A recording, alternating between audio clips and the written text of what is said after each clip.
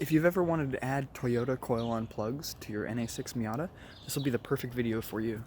I actually finished it pretty recently, and I'd say it looks pretty good, if I do say so myself. It actually gives you stronger spark, it eliminates the two coils on the back of the head, giving you a ton more room for activities and all sorts of things. Plus it gets rid of the igniter in the left-hand corner of the engine bay. It overall makes the whole engine bay a little bit cleaner. Sorry for my shitty filming as well, but it's the best I can really do. It's a super simple mod as well. You can get the coils themselves from a junkyard. I got the whole harness along with this little noise eliminating ground from a pick and pull for about like 40 or 50 bucks. Just cut the whole harness off with the coils and the pigtails and such, and then I just wired it up according to the diagram that I'll show in the video a little bit later. It's a super cheap mod, and it gives you style points, you know, stronger spark. Some people will argue that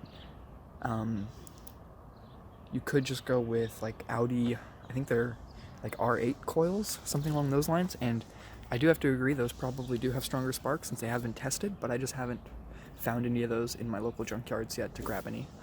But I will be as soon as I can. Overall though, it's definitely a cool mod, and it definitely makes the engine look like 10 years newer in my opinion. This is definitely my first harness for it, but still looks pretty good. Hey guys, it's Casey here again. Hopefully you can hear me over the sound of the birds. The blue fender and the mismatched bumper, it's a story for another time, but it's been about like 2 weeks since I recorded that last clip on my coil unplug video. And in that last clip, I talked about how I had one of those noise canceling ground connections right over here.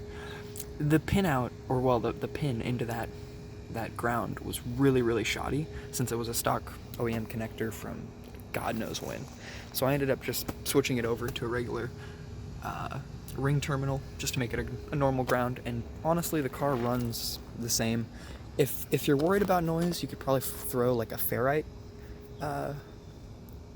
thingy on it. I have a bunch of those and I just haven't gotten around to it yet, but that would definitely be something that would cancel out a little bit of the noise. It's actually the same thing that I'm running on. It's gonna be one of these guys. They're called ferrite plugs essentially, and they cancel out RF and electromagnetic noise just to kind of make it a cleaner signal for whatever device it's going into. Ignore the mess. Anyway, this is going to be mostly just a clip talking about how that noise canceling thing that I had was just a complete shoddy mess. So just to use an actual ring terminal rather than a little noise canceling connector. And this is actually a little bit of a sneak peek for my GSXR ITBs that I got installed on this car. The best guide for this is actually going to be Brainiac's DIY coil unplug guide off of miataturbo.net. I'll drop a link to it down below along with any other parts that I'm listing in this guide. His guide will actually have all the information that you'll need since it's where I got all my information. Parts list, diagrams, schematics, all sorts of that. Acquiring everything for this setup is going to be pretty simple as well. I actually acquired everything just from my local junkyard because you can grab these coils from any early 2000s Toyota generally, and it'll actually come with a pretty good harness setup already, plus it'll have a little noise suppression ground wire kind of module thing that I'll show you a picture of later that comes with it as well. And I wired that up in my setup just because I figured if it was wired in the stock Toyota setup, it's probably there for a reason. I'm pretty sure it reduces noise for the coils related to like RF interference or like electromagnetic interference. I'm not 100% sure, and if anyone knows better than me, feel free to let us know in the comments. If you don't want to get all your stuff from a junkyard though, you can actually get most of it from eBay. The coils themselves are going to be Toyota coil part number 90919, although there are a bunch of other Toyota coils that'll work. It's basically any early 2000s Toyota coil unplug setup. Along with that, you'll also need 4 pigtails to plug directly into your coils, and these are pretty cheap. You can get a set of them for 10 bucks off of eBay. You'll also need a 1K resistor, which you can get for super cheap off of eBay. You know, $2-3 for a set of them. Along with that, there's also a recommendation to wire up a 10,000 UF capacitor between 12 volts and ground in the harness. There's a little bit of a debate on whether or not you truly need that. The first time I wired it up, I ended up going with no capacitor, and I'm not 100% certain, but I've got a hunch that that me wiring it up without that capacitor caused my tachometer readings to be a little bit weird, because my tachometer would actually only read about a quarter of what the ECU was registering the RPM as. So in my next draft, I'm actually going to be wiring up one of these capacitors to see if it makes a difference. But you can try wiring it up without one to see if it works for you. It did work for me, although it seemed to cause some tachometer errors. I'm not 100% certain on that regard, but that's what it seemed to be. Along with that, you'll also need a 1.6 liter igniter. That way you can wire it up directly to that. You could just cut your harness and solder directly to the wires, but then you'd be affecting your OEM harness and making it impossible to revert back to the stock setup. So I would recommend just going this route, where you can modify a stock igniter to solder the wires directly to it. That way it's a plug-and-play solution. Here's what the stock coil setup would have looked like on my car. Not the greatest looking thing, but it's not the most terrible looking thing either, I would say. And then here is what the first rough draft of my coil on plug harness looks like. Cleans up the engine bay much more, gives you a little bit room behind the head, kind of cleans up the wiring harness on the left hand side as well, since you're able to move the igniter and the mounting point for it. And it honestly just kind of makes the whole engine look like 10 years newer, just because it has some newer hardware on it as a result. You'll also notice here that I've got an ABS mounting plate that I created by laser cutting some ABS and laser cutting some holes for mounting holes and such, and then mounting bolts with some nuts to secure the coils directly to this little mounting plate. That way I can then bolt the mounting plate to the valve cover, since you'll actually want to secure these coils directly to your valve cover, since they don't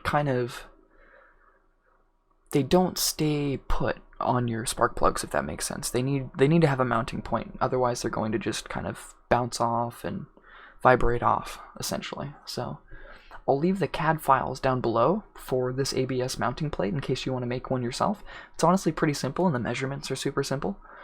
I've thought about also selling some of these mounting plates on eBay if there's enough interest and people honestly need it, but I mean, it's a pretty simple piece to make on your own. Plus you can make one out of aluminum that looks rather cool too. But feel free to let me know. Here's a picture of the inside of the 1.6 liter igniter. You're actually going to just need to take kind of like some sort of pry tool or a heat gun even to just sort of pry the back of the igniter plate off. It's actually just sort of like a PCB with all of these little feet going to that PCB. So once you pry the back of the igniter off, you're going to want to snip all of these little feet off. That way you can solder directly to these connections. The ones on the far left and the far right are completely unused, so just go ahead and ignore those. And this one right here and this one right here are actually unused as well. Although in my setup, I ended up soldering little wires to those connections just to make sure nothing kind of interfered with them, nothing accidentally connected to them. Kind of a useless thing to do, but I felt like doing it. And here is essentially just a picture of all the wires that I soldered directly to those little igniter pins. Not the best soldering job by any means, but it definitely got the job done. And it looks okay. Here's a wiring diagram for the setup on my car. Overall, there's going to be about 6 wires that you have to wire up. You'll have to wire up triggers for coils 1 and 4, 12 volt power. There'll be 2 tack wires, a ground wire, and then trigger for 2 and 3 coils. Now, wiring up triggers 1 and 4 is essentially just a wire that goes directly to coil 4 and coil 1 on their trigger pin. 12 volt power is going to go to all 4 coils on their 12 volt power pin. Just like so. And then the tack pin is actually, you're going to have 2 pins for your tack. One of them is going to just be spliced directly into the other tack pin, and then that tack pin, or that tack wire, sorry, is going to be wired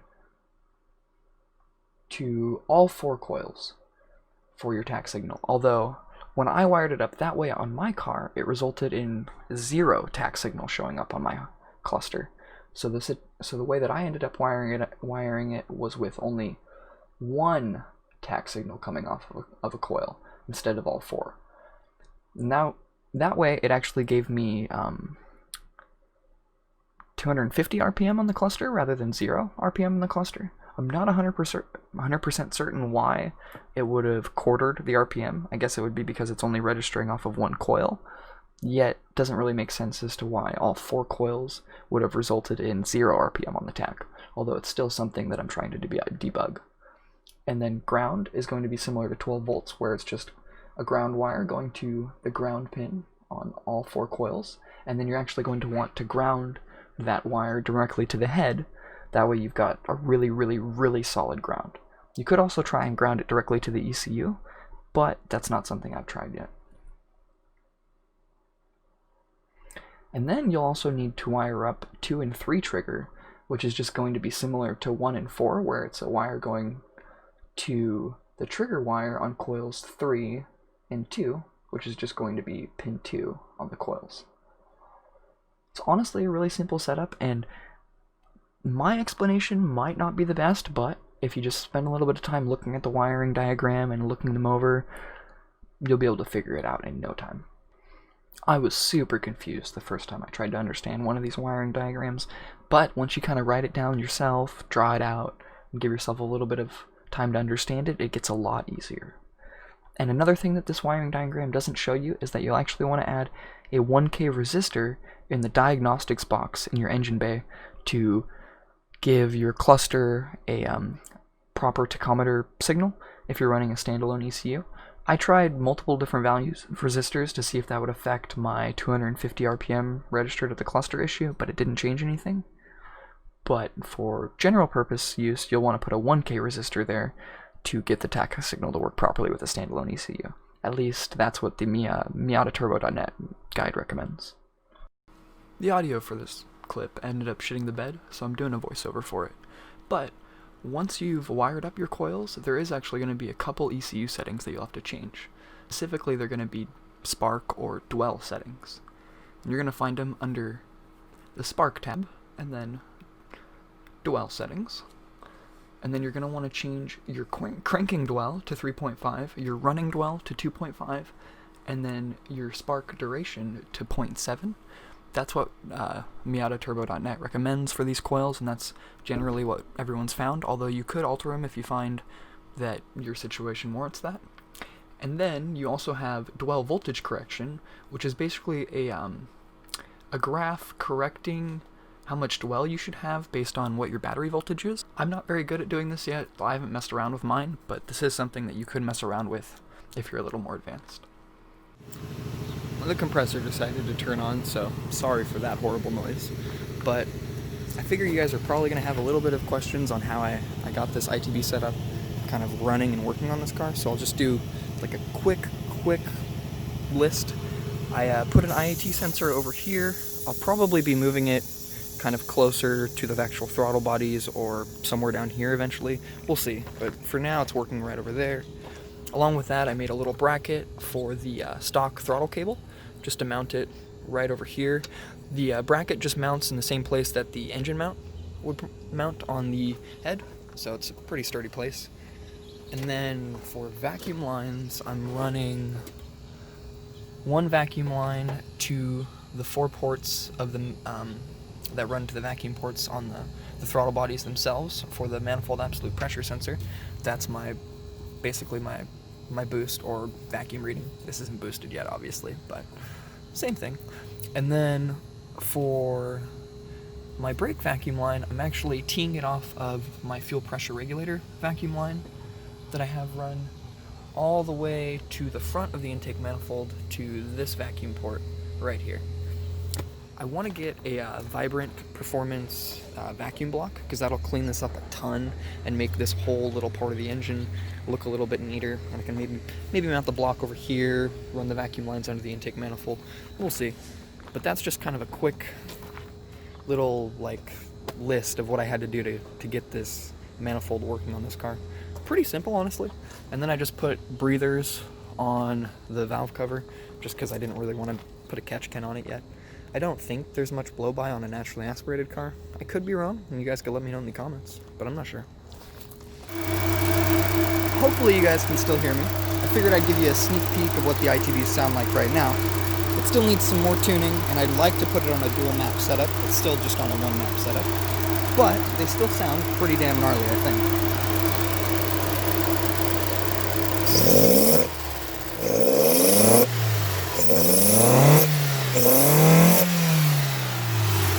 Pretty fucking gnarly for a 4-cylinder, I would say.